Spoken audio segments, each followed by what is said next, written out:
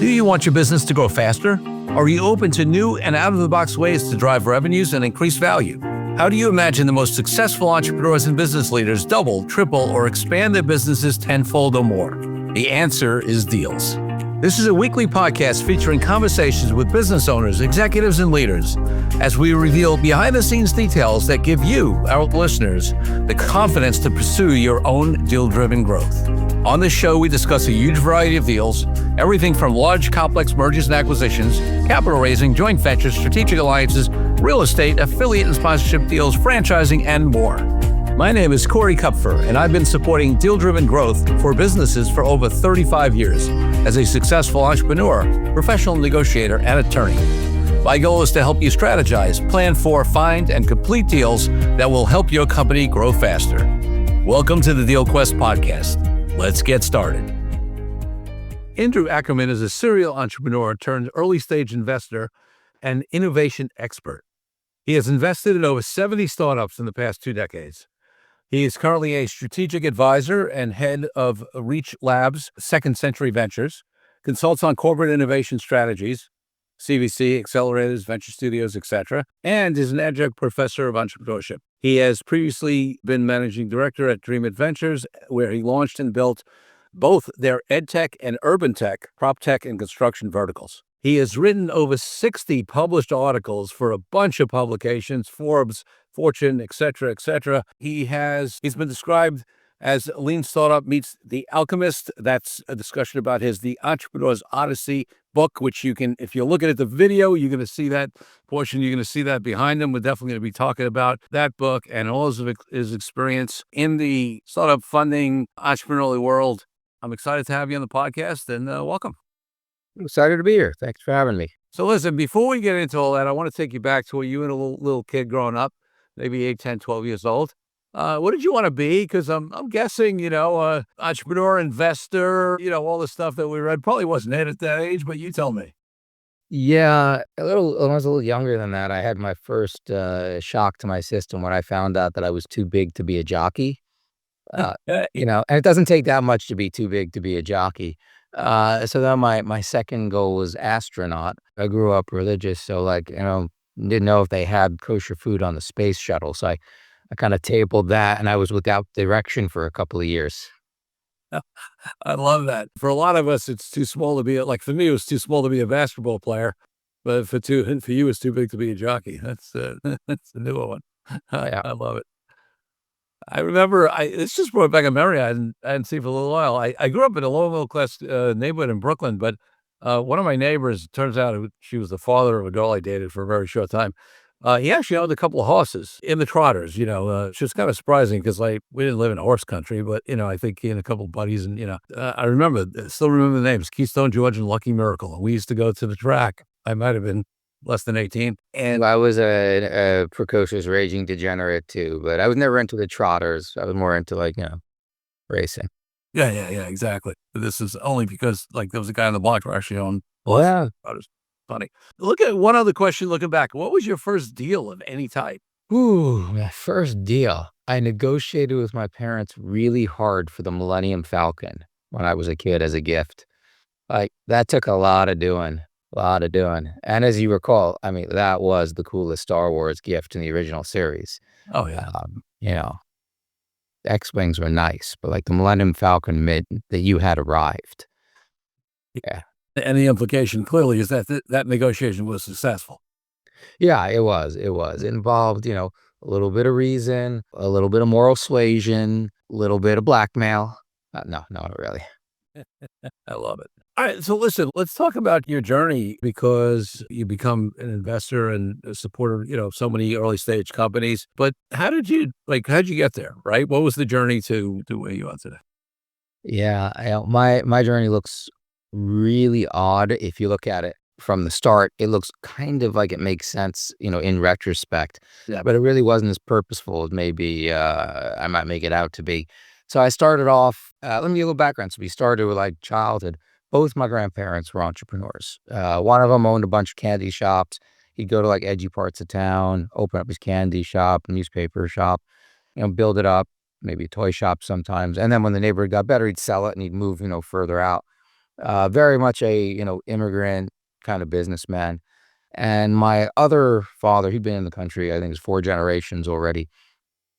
He started off doing everything from like Zippo lighters after World War II, ended his career creating insurance products. I remember visiting him in the Empire State Building, which as a kid, that was like a big deal. Oh, yeah, sure. Unfortunately, they both passed when I was fairly young, and my dad was a doctor. So I had not exactly role models, but I had this kind of vague image of like, I want to do something more like that.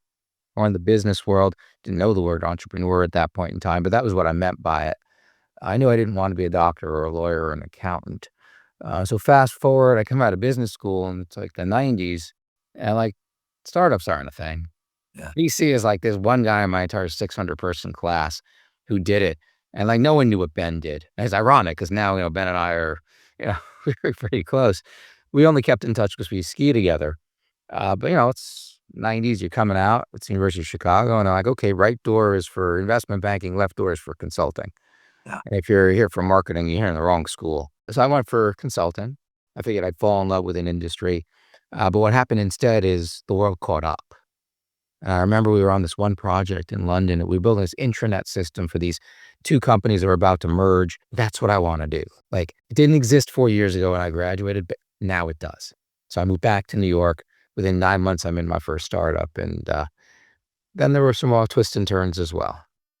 Yeah. I want to get into the stuff with some twists and turns, but it's funny because the candy store that you go for, the candy stores you go for, reminded me of an early entrepreneurial story for me. I won't tell all of it because people have heard part of it, but they may not realize this part of it. So people who've listened to the podcast before probably heard me tell a story about how at 13, 14 years old, I used to get paid a penny a piece to put flyers indoors, like, grocery stores, Yep. I hear you. circles, that kind of stuff. And they used to hire kids and, they pay us a penny a piece. If you were delivering 2 at a time, you got a penny and a half for each, set. It was, it was good. It was, and you could make, good money, meaning at that age, if you make above minimum wage, it's like, it's great, right? The candy part came in, and this is not something I would say that I am proud of in retrospect, but Okay. in terms of ethics, but it was somewhat entrepreneurial. We got these samples of like crazy boxes of samples of Starburst candy to hand out, right? And we handed out some of them. Some of them we ate. I will tell you, past my 14th year, I've tasted baby Starburst twice since then because I ate so many of them during that time that I couldn't. And then also we had some leftover boxes, which I proceeded to sell to the local. Exactly. Oh, so the candy store. Yeah. Well, I'll tell you a funny story. Like, there's people sometimes ask me like what I look for an entrepreneur in, when I'm looking for a startup. And I'm looking for some kind of prior entrepreneurial experience. Like an exit's awesome, like prior startups are great, but they're indicators, right? What I'm really looking for is do they have either instinctively or have they trained themselves with that instinct to hustle for a deal, like to hold the pen out until somebody signs? I remember this vividly. I can't remember the startup the guy did because I wasn't that good, but we always ask, well, what was your first entrepreneurial experience? And like we got a lot of people saying paper routes, like, BS. Not many people did paper routes, but whatever, right? So this guy says, when I was in 5th grade, I noticed that a lot of my classmates, well, male classmates, would show up to class, they'd forgotten their pencils. So he said, I went out and I bought a box of pencils and I rented them out for a nickel a day. So he didn't sell them. He rented them. Like so pencils as a service. So like, he's done. I talked to Mark, who was interviewing with me. I'm like, I don't really care for his current startup, but I'm going to back one of his next startups. There's that kind of like, there's a way of looking at the world. You just see things a little differently when you learn to be an entrepreneur. Yeah, no question. So tell, what was that first thought up? And then, I know you've had a number of them. We're not going to go through all of them, but, what was the first one? And then, any other significant ones and stories from that journey? Yeah. So basically 2 startups. One was a pretty good success. The other is, well, if you've heard the expression, experience is what you get when you didn't get what you wanted. It's a hell of an experience. First one was a company called Bunk One. We did what we call now internet services for summer camps. So back in like 2000, it was kind of hard to get a website up, and it was really hard to get password protected photo galleries. So we did that so people could see their kids at camp. We had one-way email systems where like you could send a message from your computer and get printed and handed out to your kid. And that was like a big deal back in the early 2000s. I mean, For reference, you could sell a 4x6 print for $4. Yeah, I know. I feel a little guilty even saying that. No cell phone cameras for younger folks. None. No cell phone. Even now, like they take the cell phones away, for the integrity of the camp experience, which Yeah. now as a parent, I do kind of believe also. So that was my first one. We didn't take venture funding. We had, some offers. One of them we didn't pursue. One of them actually disappeared on 9/11, literally. We had an opportunity to buy our competitor, which I think we stupidly passed on in retrospect. And then ultimately we put the company up.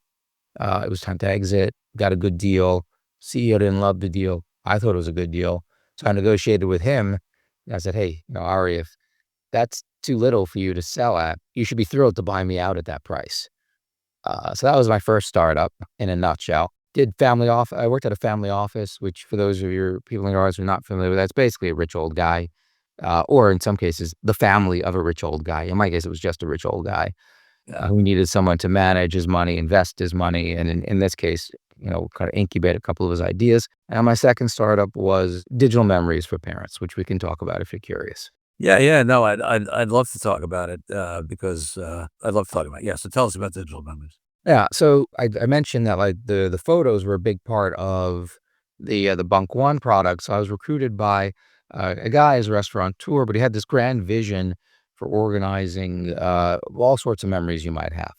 So it could be photos, it could be voice notes, it could be like memos that you got, it could be like where on the wall the mark is for your kid at certain ages. It could be when they lost their first tooth. I was kind of an interesting vision. It was the right idea at the right time, but he didn't know how to do this. Like he knew how to run a restaurant, which is definitely an entrepreneurial venture, but a very different kind of venture. And, he saw what I built at Bunk One, and he's like, okay, like this makes sense. It ultimately didn't work out. It was like a little bit of founder drama, which is to say there were lawsuits and hurt feelings. And ultimately the company ended up killing the company. But I learned a lot. Yeah. So, all right. So you have these two startups, one successful exit, the other less so. Did you go right into investing at that point? This goes back to like, it was kind of a zigzag path, right? So I'd say about 5 years into the 8 years of my first startup, a friend of mine who I'd met at business school, he was getting his PhD, ultimately went on to found an angel group and then a VC fund. Still in touch, awesome guy, Ira Weiss, Hyde Park Ventures. He was doing kind of angel deals kind of as a pickup game. Find a couple of deals, and you sort of say you want in, you don't want in. And it was kind of a soft commit to do a certain number of deals over a period of time. So he brought me this deal. It had to do with a compound you would take that would bind with amyloid plaque in your brain so that if they did a scan, it would show up. And the reason that was important is if you have Alzheimer's, it corresponds very well, correlates well with the buildup of amyloid plaque. You don't know if it causes it or if it's a side effect, but it's the only thing that tells you for sure that you have Alzheimer's and not dementia or something else. And unfortunately, the only way you could tell up until that point was as an autopsy. So not really a helpful way to tell while someone's alive. So I thought it was pretty cool. I put the money in, did well. Truth is, I had no business investing in pharma. I didn't know the science. I didn't know any of that. I barely knew the industry, but I got lucky. And as you probably notice in life, if you do something, get lucky, like you get hooked. So I did it again. I managed to get better at what I was doing before my luck totally ran out. Got it. And then eventually, just to fast forward, after the family office and after my second startup, I ended up joining DreamIt Adventures, which was at the time one of the top 5 accelerator programs, third oldest accelerator in the world. And I ended up running their New York office. Great. It's interesting because we talk to a lot of entrepreneurs who build a company, sell it for a lot of money, and then they're in that place where, some of them frankly struggling, right? Where's their identity? What do they do now? And then that's when they jump into angel investing, thinking, oh, okay, I don't want to run another company, but this is the way I'll stay in the game. I'll get some skin in the game, whatever. And it works for some, but it doesn't work for a lot of others. They don't like the lack of control. They get frustrated. It's not, as exciting, whatever it is. So yeah, I'm curious as to what you've seen with others. And obviously, you've been in it and done it with a lot of companies, so you must like it and obviously have gotten good at it. Yeah. So the good thing about being an angel investor is you don't want to invest, you don't have to invest, right? It's not like you have a timetable, you got to deploy your money. You like the startup, you invest, you can put as much time into it as you want or as little or up to, until your investor, actually your startup says like, dude, leave me alone, which they won't because you gave them money, even though they're Right. thinking it. So it's pretty good. And, it can kind of cut both ways in that if you're a startup founder and you know the industry, you can get great advice in that industry. If you're a founder in roughly like I would say the same industry, but maybe like you sell products to small businesses. This is another company that sells to small businesses, different industry. You can give good advice there too. Or you get a tech startup, it's another tech startup. Like as long as you steer clear of the stuff that you don't know anything about, you can give good advice about, this is how fast you should move. This is how fundraising works. But the further away you get, the best thing you could do is write the check and like just step away. So I see this sometimes with, no offense, with lawyers. And I'll tell you why it becomes tricky, right? So lawyers are objectively very bright people. You have to be pretty bright to, pass the bar. But their entire life, they've been focused on a different set of metrics, right? So if you're a lawyer, A, you bill by the hour, right? So speed is not necessarily rewarded. Number two, if you're working at a big firm, when you're working your way up, and certainly when you're handling the client relationship, you are thinking 24/7 about how not to F this up, right?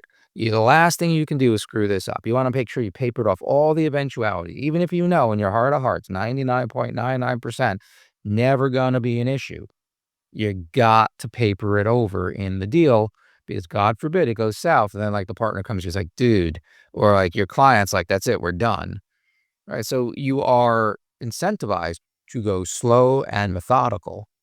And there's no incentive for a lawyer to get a deal done, right? You kill the deal, I protected my client's interests, right? But however, the deal could have made lots of money, Sure. right? So, your incentives aren't to complete the deal and certainly not to complete the deal fast. Then you meet this really cool startup. Like maybe you met them because you did their work, you did their A-round work. You love what they're doing. You believe in what they're doing.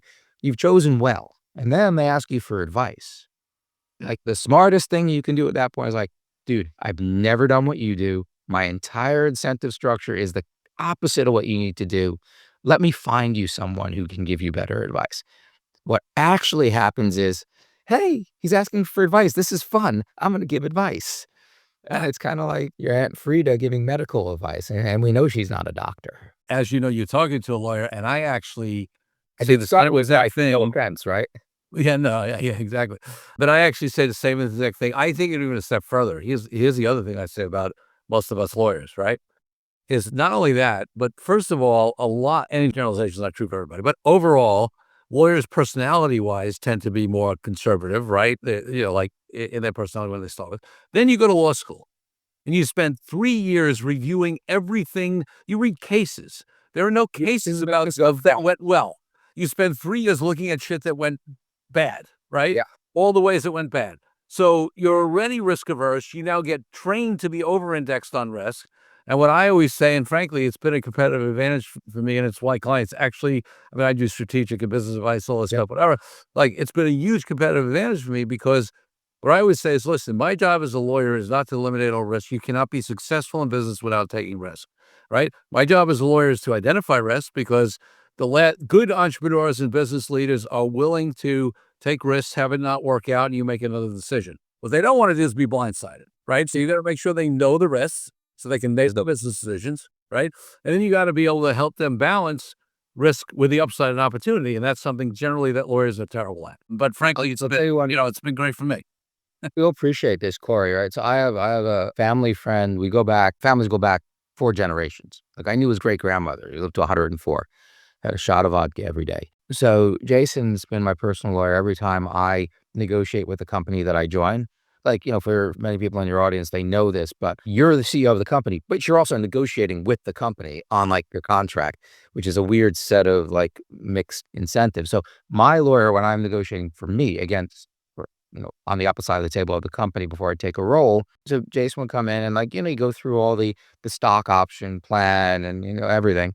And, we're on this conference call and we get to like registration rights. The other was, oh, you want to talk about registration rights? And Jason says, yeah, not really. It's going to change 5 times before anything really goes like, these are good enough. Let's move on. The other lawyer was like, we can do that? So, but that's the mark of a good lawyer, right? Knowing like if you're that confident that you can say, listen, I could spend 3 hours papering over this, but it probably doesn't matter. And here's why. Like, that's awesome. And if you're on the other side of the table, you're an entrepreneur, I would argue that the right way to, for lack of a better word, use a lawyer is not to say, make me safe, but to say, hey, show me where the risks are here. Tell me what's a big risk, what's a small risk. Tell me what I should negotiate hardest for and what I, live with in the worst case scenario. 100%. You and I are 100% aligned. Let's take a break from the show for a minute so I can tell you about an incredible resource my team and I have put together for you. Secrets of Deal-Driven Growth, Creative Ways to Grow Your Business Even in Challenging Times, is a powerful ebook that helps you take DealQuest podcast episodes and apply them to your own life and business.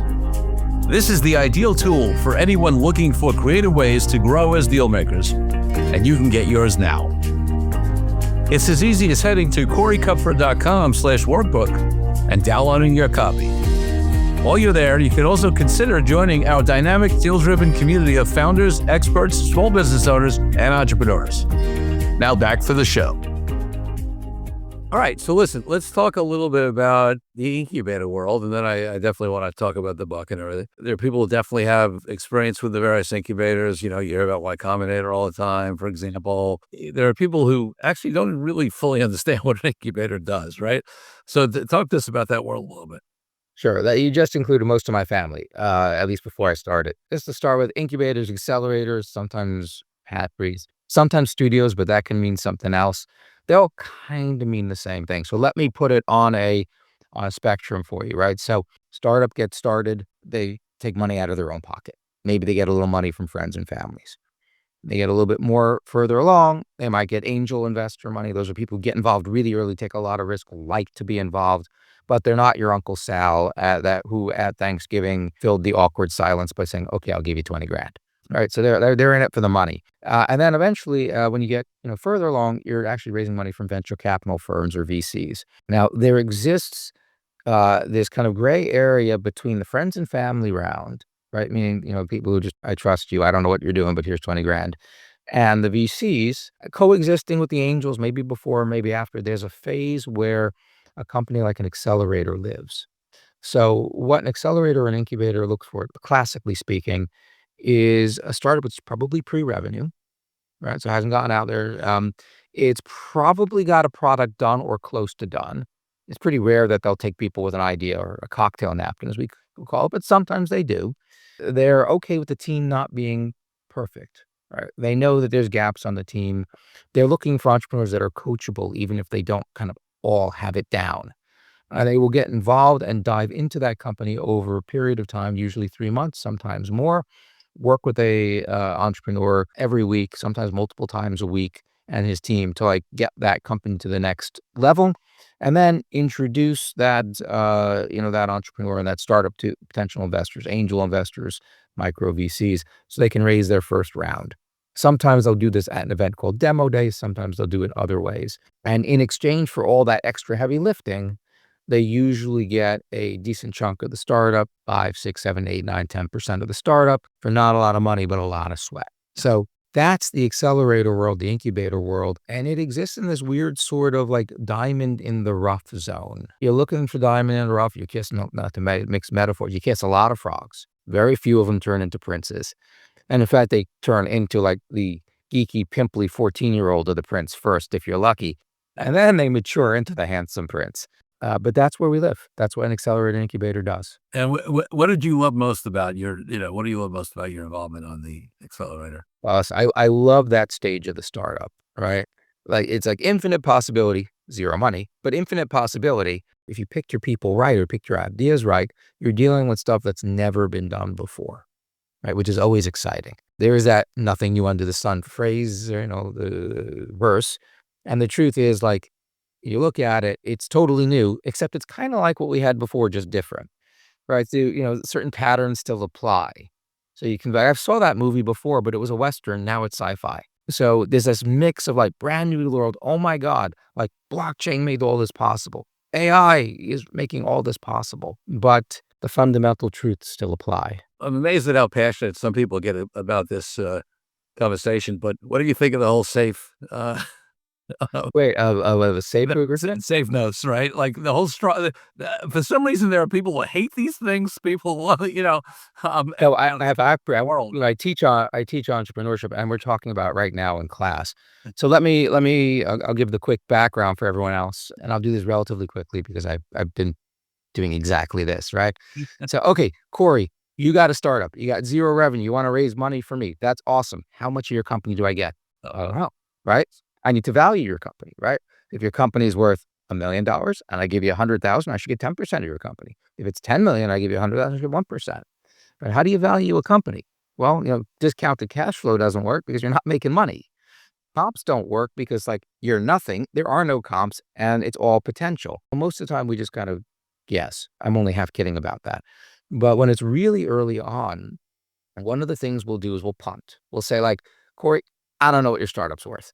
I'm going to give you the money and we're going to let your next round, when there's more data and the VC comes in, we're going to, whatever they value the company on, we're going to be pegged to that. And usually what'll happen is it'll be okay, whatever they call it. If they say you're worth $10 million, I'm coming in at a discount. I come in at 8 million, like a 25 or 20, 25, 30% discount. And then if I want to protect myself in the case that it shows really well and you just knock the wall out of the park and your first round's at 100 million, I may put in what's called a cap, which is yeah, 20% discount, but also not more than 10 million, right? So that's how we do it. In the beginning, the way we did it was something called a convertible note. So they would be okay, I'm lending you this money. This is debt. You owe me a little bit of interest, and in 24 months, 18 months, whatever, you got to pay me back. But really what I'm waiting for is you to raise another round, because if you raise more than $1 million, that will convert into equity under the formula we agreed on. And that's really what I want. I want it to convert. Now, some founders got scared. They're like, well, what happens in 2 years? I can't pay you back. You can't take my company from me. Now, the truth is, if in 2 years you haven't raised money and the money you pay me back, I don't want your freaking company. Right. It's, no offense, probably a zero. And I'm not going to put a ton of my time into it because I have 24 other companies that I'm looking at. But if you still want to work on it, on that total outside chance you'll turn it around, fine, I'll extend the convertible note. But I have no desire to take over your company. But founders are afraid of it. So Y Combinator decided we're going to come up with something called a SAFE. And everything in the startup world has to have a cool acronym. SAFE, in addition to being so reassuring, stands for a simple agreement for future equity. And what that means is instead of me lending you the money and then it converts, we have a contract that says, I'm going to give you this money. And when you raise that, you now have a contractual obligation to give me equity instead. Yeah. So it's basically the same thing. There are a couple of nuances. I can't force you into bankruptcy. It's not a note. We don't get interest. There's no duration to it. And then there's pre-money safes and post-money safes, and the math gets really hairy. In fact, I just posted something about how both ChatGPT and Gemini got the math wrong when I was trying to make workbooks for my students, but they got it wrong in different ways. I would have loved to put the two together and say, you guys work this out and come back to me.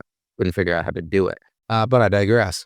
So at the end of the day, the question is, if I want to give you money, Corey, I've got kind of three options. Right. Or basically two. I got the convertible note or one type of safe or the other type of safe, which is we're punting on the valuation, or we pick a number and I would call it a priced round. I'm fine, it's $8 million valuation.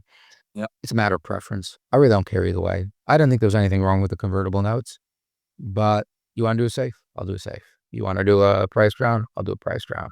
Got it. That's great. Yeah. I mean, it's funny how I find people are very passionate about some of these different structures. Let's talk about, if anybody's been watching the video version, you've seen it up behind him. It's subtle, right? I mentioned it in the bio, the Entrepreneur's Odyssey. Tell us about the book. Tell us about why you decided to write it, and then what it's about. Okay. So let's, there's 3 or 4 things that came together to make me do this. So number one, I've worked with well over 1,000 startups at this point. So I find myself giving a lot of the advice repeatedly. In fact, one of the things that I'm doing for fun is I'll meet with other accelerator, other programs. I'll give some of the same contents. Like, I got an hour and a half about how you raise a round, how you find investors. I got an hour and a half about what the perfect pitch deck looks like. I got like a workshop that's 45 minutes to an hour on how you get your elevator pitch done. And then there's all the miscellaneous advice like, oh, there's different revenue models for you to look at. Or here's how you do customer discovery. It's the index card app. Well, talk about that if you want. But so I gave all that advice. I'm like, you know what? Like, I've been talking to 1,000 startups over like 20 years. I want to write the book, and if I write it up as a book, I can get out to everybody. So that's one strand that was coming together. And then there was the fact like I had 0 time, so it just wasn't going to happen. The other strand goes back to business school. So there was a book that I'd read in business school where it was called The Goal. Some people went to business school a while ago, remember The Goal. To this day, if you say, what's the Herbie, they realize that was the heavy kid in the Boy Scout troop that was slowing everybody down. And it was a parable for where's the bottleneck in the process. But The Goal was a novel. It was written about a fictionalized a manager that had to turn around a fictionalized plant. Didn't know what to do. Met this consultant on an airplane, very thinly disguised version of the author, who ended up talking him through it. But it went through his regular life, and it put all these lessons in the context of a story. Now, it was not great literature, but it was a hell of a lot more interesting than a textbook. Yes. Right. And it's the only textbook I remember.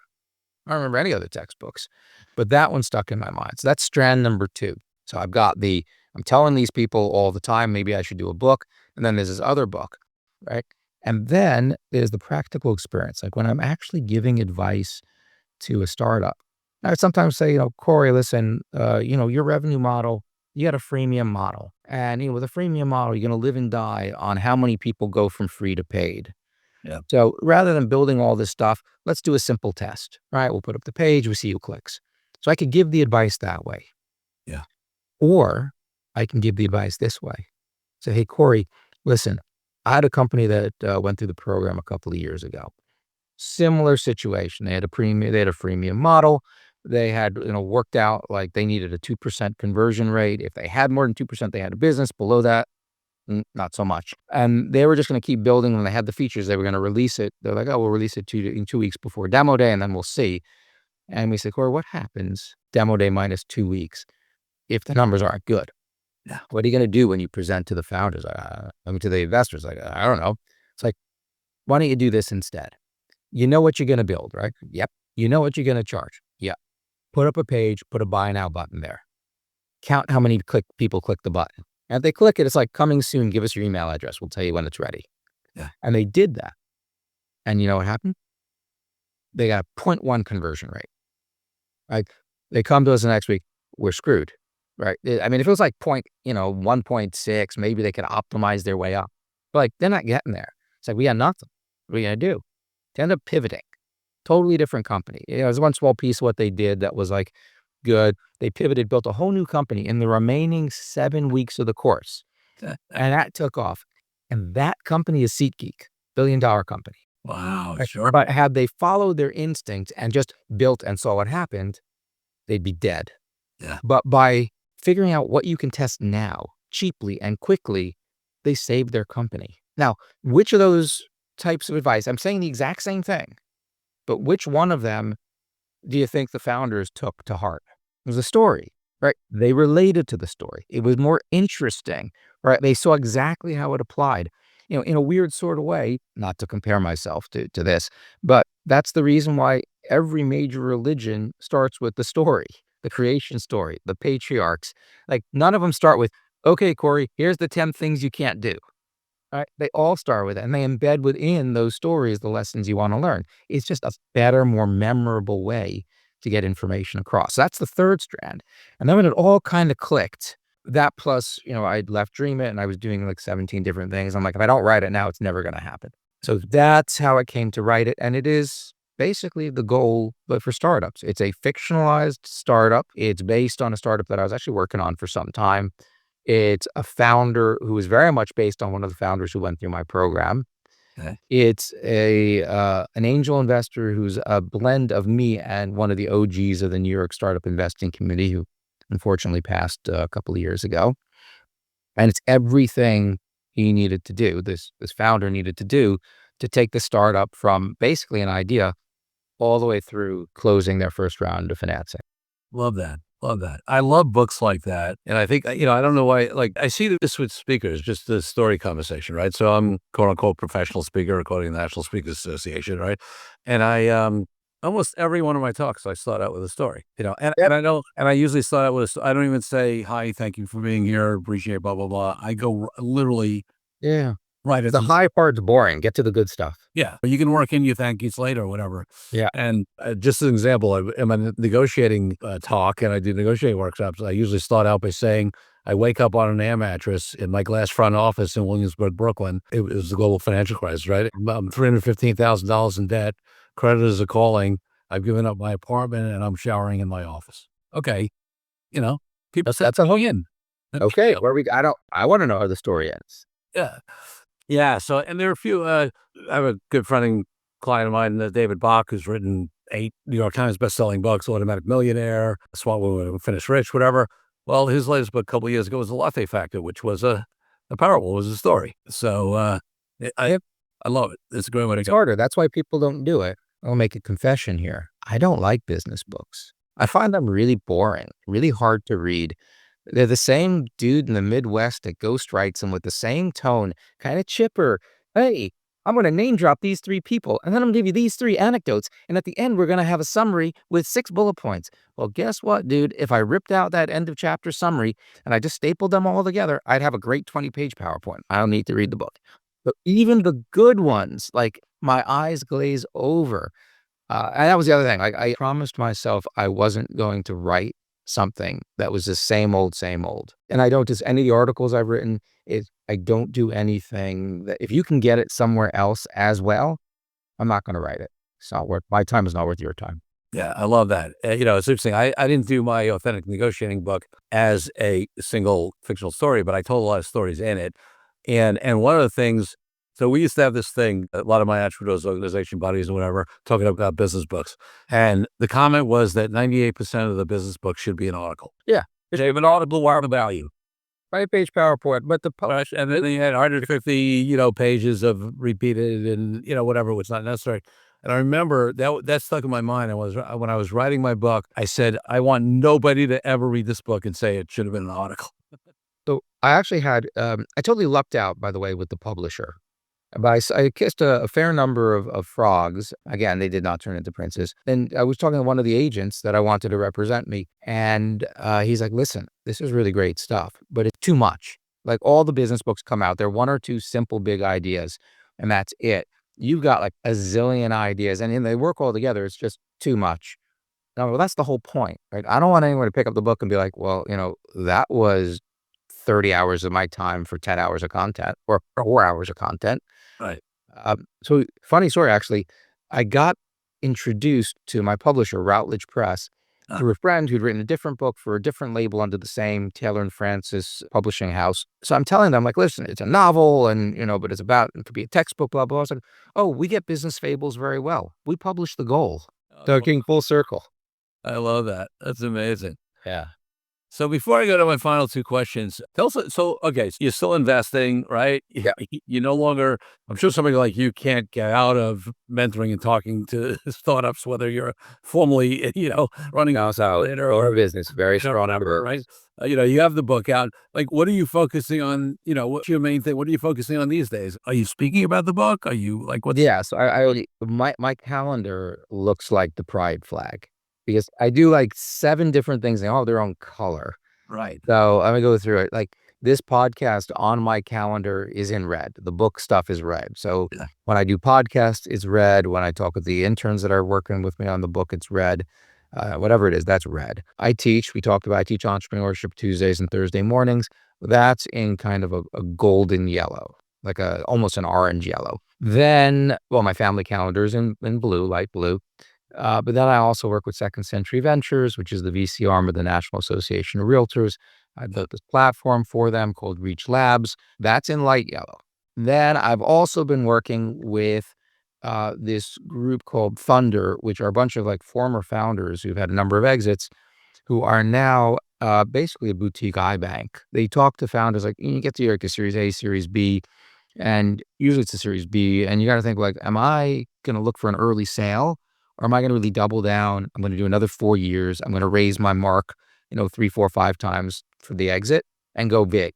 If I am going to stay in, like, how do I raise my money? Do I raise it from pure equity, or should I be looking at like venture debt, asset-based financing? What's the right mix of stuff? Or, hey, maybe I'm going to go super big. I know 5 other companies in my space, and we're all kind of in the same place. I want to raise a war chest. I'm going to acquire number 6, then number 5, then number 4, and that big, like I'm just going to kill the other 2. That's the kind of stuff that these guys at Thunder are doing, and they're only the only iBank I know that are founders, by founders for founders. So the way they do it is much more interesting. But that's blue. Then I got my generic stuff, which is in gray, and then that startup that I'm still working on, because who's not working on a startup? That's in purple. I think that's all of it. So that's what my calendar looks like. I don't think there's anything that takes more than 20 or 25% of the calendar. Though, I'd love to do it. Like I also do, I left out one color because I haven't been doing that a lot lately. But there's a darker color green when I do consulting with corporates for like how they want to set up a corporate venture fund or a venture studio or other innovation team. But yeah, like if you have a good idea, I'm happy to look at something else. I don't know what I want to be when I grow up. Well, it's funny. You are clearly a slacker. Yeah, nothing going on, right? Yeah. I mean, that's why we're doing a podcast at 6 p.m. my time. Right. Before I ask my final 2 questions, I think I said that earlier, but like there's so much that I could ask you. Obviously, we could do a podcast on each of those colors, right? Which we, but we are coming up on time. Out of all this experience, out of all the, from all the aspects you've looked at it, is there something that you want to share, whether it's a great lesson, a big mistake people make, a trend on that you think is important, just anything that we haven't discussed that's useful for the audience? I'm going to do one really short, and I'm going to tell you one that takes a little longer. So I'm going to share them with you two. The first one is, if you find what you love and you do what you love, you'll never work a day in your life. Right? But it's fairly rare, I think. It's fairly rare that someone finds their passion and they can make good money from it, and that's awesome. Most people work to live rather than live to work.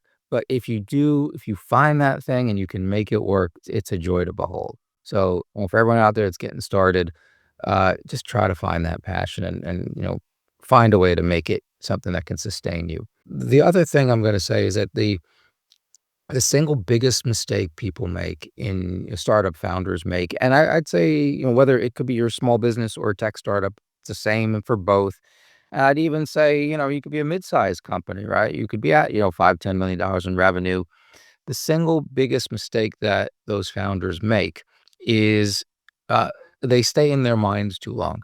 They don't get out into the world. Yeah. And what I mean by that is you have this great vision for what you want to do, right? Oh my God, I had this awesome idea, super painful problem. I'm going to go solve it. I'm going to build this website, or build this app, build this device, whatever it is. And then you just go into a sweat lodge and do it. Or, you hire somebody, the manufacturer, to come up with the plans, they manufacture it. Boom. And that is the absolute worst thing you can do. Like, what you got to do is you got to constantly be testing your own assumptions. You have well-reasoned beliefs, but they should be loosely held. And you should always be testing it. Like every time you're doing, like, how can I make this a cheap experiment, a quick experiment? This is a success if, right? So I'm not going to build the whole site. I'm going to go test what my cost per click is to see if I have a business here, right? Yeah. Or I'm not going to go out and build this site. This is in the book, I'm going to sketch out the entire app on index cards. And I'm going to go to people and say, here's my app. Interact with it the way you would. Don't ask me questions. You just downloaded that app. But do kind of verbalize what you're thinking, because I can't read your mind. Oh, you click that button? Here's the next screen. Right? And you'll learn, what does nobody use? Why would you build that? Or like, they want to use this, but they're confused. Okay, you need a different UI. For $5, you can buy a package of index cards and save yourselves months of dev time. But that's the mindset you need. The mindset you need to succeed here is, don't just do something. Stand there a moment. Think about, how can I test this quickly and cheaply? Yeah, it's probably over maybe 20 years ago. My wife and I would sit in a bunch. Was in this intense mastermind with Jay Abraham, and Jay Abraham is known as the marketing guru of gurus, right? Especially in certain sectors. I won't spend a lot of time on who he is. People can look him up if they don't know who he is. But Jay used to say, like, people would go to him, oh, my guru, how do I market, right? And he had a lot of ideas, whatever, but he always says, you got to test. He said, listen, I may have a higher chance of coming up with something that would work because of my level of experience, right, than you. I don't know. I don't know what the market's going to want. I'll still do a test buy. I'm still going to do an A/B test. I'm going to, you not only going to test, you're going to test the content, you're going to test the headline, you're going to test the Absolutely. where you post, where you market it, you're going to test whatever. It's the only way you can do it. And fundamentally, no matter how much expertise Jay had, he always came back to the fact that you got to test. 100%. You know? All right, so I don't know which of the things you want to talk about. I'm sure the book at least, but anything else you want to tell people where to find or where to go or to get more? Yeah, I'm not so full of myself to think that you really want to like learn more about me. But if you happen to want to do that, my website is Andrew, the letter B as in boy, Ackerman.com. There's more about me. There's links to the book. If you're like, F that dude, the book's kind of interesting, but I've had enough of you. You can just go to Amazon. It's The Entrepreneur's Odyssey. There are a lot of puns in it, by the way. So like the subtitle is A Novel Guide to Startup Success. It's a novel. If you look at the cover, which you can't actually see even if you're watching it because it's below me and in back, it's a picture of a maze and the founder is there with a chainsaw, like hacking his way through it. There's a lot of that. So if you like kind of puns and like borderline dad jokes, there's a bunch of that in there too. So you can find the book on Amazon if you're so inclined. And if you read it and you love it, leave a review. Awesome. And I'm sure they can get to some of the others to figure out some of the other stuff that you're involved in that you mentioned through. Yes, yeah. And like if you're super, super like curious, you can find me on LinkedIn. I mean, that's everything that I do. Awesome. So Andrew, my final question on the podcast is always about my highest value in life, which is freedom. And for me, that means everything from freedom around the world for people from oppression to why I've been an entrepreneur for decades and haven't had a boss. What does freedom mean to you and how does it impact your life and business? Yeah. So that's the thing, right? Startups is a weird kind of freedom. Now, on the one hand, you come to work. What am I working on today? I choose, right? Want to be there at 8 o'clock in the morning? No problem. I'm going to be there at 9 o'clock at night. I have to pay for it one way or the other. But you have total autonomy over it. You don't have to like, oh, that moron's taking forever. It's such an obvious idea. That all goes away. Now, the downside is when it goes wrong, you are that moron, right? Okay. Right. And if stuff doesn't get down, you're the boss that has to come down on you. Oh, it's like, oh, like we had a bad quarter. We'll have to do better next quarter. If it's like corporate, you have a bad quarter as an entrepreneur, that's your bank account that goes down, right? And that's partly why the other benefit of writing the book the way it is like it's not just a how-to guide, but it actually gives you a sense of what it's like to be an entrepreneur, what that combination of freedom and pressure is. And it's not for everybody, right? Hey, if that's not your thing, that's okay. You find your freedom, and it's a different kind of freedom for you. But for me, being a startup founder has ruined me for everything else. Andrew Ackerman, thanks for being such a great guest on the DealQuest podcast. Thanks for having me. I appreciate it. Thank you for joining me on this episode of DealQuest, where we help you understand how deal-driven growth can be your ticket to freedom. If you are interested in finding out more about my law firm, the services we provide to entrepreneurial and growing companies across industries all over the country, and my partner Brian Megan and I, and my amazing team, just head over to kupferlaw.com. That's kupferlaw.com. And if you want to follow more of my content, head over to my LinkedIn page where I post regularly. I'm Corey Kupfer. Until next week, wishing you the freedom and financial prosperity that I know your DealQuest will bring.